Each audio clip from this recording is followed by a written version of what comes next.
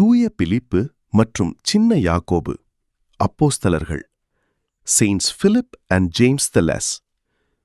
தூய பிலிப்பும் சின்ன யாக்கோபும் இயேசுவின் 12 அப்போஸ்தலர்களில் முக்கியமானவர்களாக இருந்தனர்.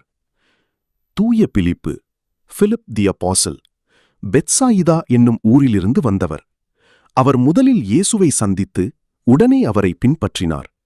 வந்து பாருங்கள் என்று மற்றவர்களையும் இயேசுவிடம் அழைத்தவர். மக்கள் இயேசுவை அறிய உதவியவர்.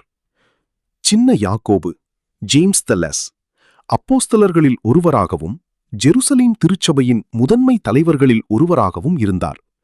எளிமை, நீதி மற்றும் விசுவாசத்தில் உறுதியுடன் வாழ்ந்தவர்.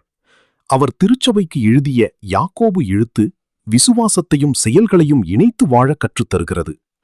இவர்கள் இருவரும் இயேசுவின் சாட்சிகளாக வாழ்ந்து தங்கள் வாழ்க்கையை அர்ப்பணித்தவர்கள்.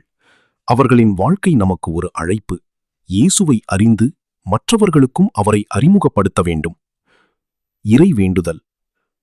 தூய பிலிப்பும் சின்ன யாக்கோபும் இயேசுவை உண்மையாக பின்பற்றிய அப்போஸ்தலர்களே, எங்களுக்கும் விசுவாசத்தில் வளர்ந்திட அருள்வீராக.